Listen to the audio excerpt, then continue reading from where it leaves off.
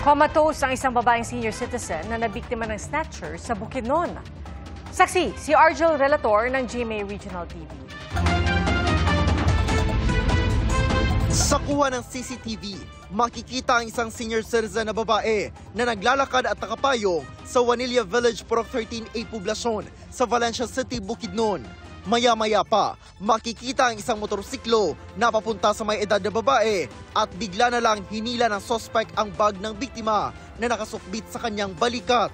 Dahil sa puwersa, natumba at nakaladkad pa sa kalsada ang biktima. Paghablot sa bag sir, eventually natumba siya, nahila siya, and nakakuha siya ng injury siya different parts of her body. Unfortunately sir, kahit nadala siya sa ospital, nasa state of coma sir, up to now, hindi pa siya conscious. Agad tumakas ang suspect sakay ng kanyang motor.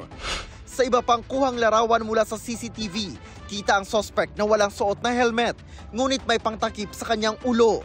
Nanawagan ang pulisya sa publiko na makipag-ugnayan sa kanilang tanggapan kung may impormasyon sa pagkakakilanlan ng suspect. Hindi na nagbigay ng pahayag ang pamilya ng biktima. Pawn shop naman sa Caballero Street, Barangay Poblacion, District 1, Pozo Rubio, Pangasinan ang pinunterya ng mga kawatang sakay din ng motorsiklo. Bumaba raw ang angkas at dumiretso sa pinto ng pawn shop. Nakalak po yung pinto. Hindi niya na po mabuksan yung pinto. Pinutukan niya na po yung pinto hanggang sa mabasag yung salamin. Doon na po nila ako pinasok.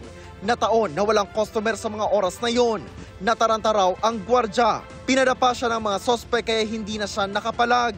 Nagtago naman daw ang dalawang empleyado sa loob. Mabilis na tumakas ang mga sospek. Tangay ang iba't ibang klase ng alahas na nagkakahalaga ng humigit kumulang 100,000 piso. Hinabol sila ng mga rumispondeng pulis at nagkaroon ng barilan. Walang tinamaan na sibilyan pero tinamaan ang tricycle na nakaparada malapit sa pawn shop. Tumakbo na kami sir. Nakaparada lang tong motor ko dyan sa paradahan namin. Bigla na lang nagkabarilan kaya nagtakbuhan kami. Ayon sa pulisya, 4 ang mga suspect na sakay ng dalawang motorsiklo. Inabandona na lang ang mga motorsiklo sa sitio Linmansangan. Makikita ang bakas ng dugo sa isang motorsiklo. Posible raw na tinamaan ang isa sa mga suspect. Pinuntahan ng GMA Regional TV ang niloobang pawn shop para kunan ng pahayag ang mga empleyado pero walang humarap sa kanila.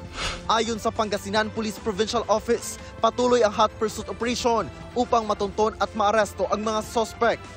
Para sa GMA Integrated News, Argel Relator ng GMA Regional TV, ang inyong saksi.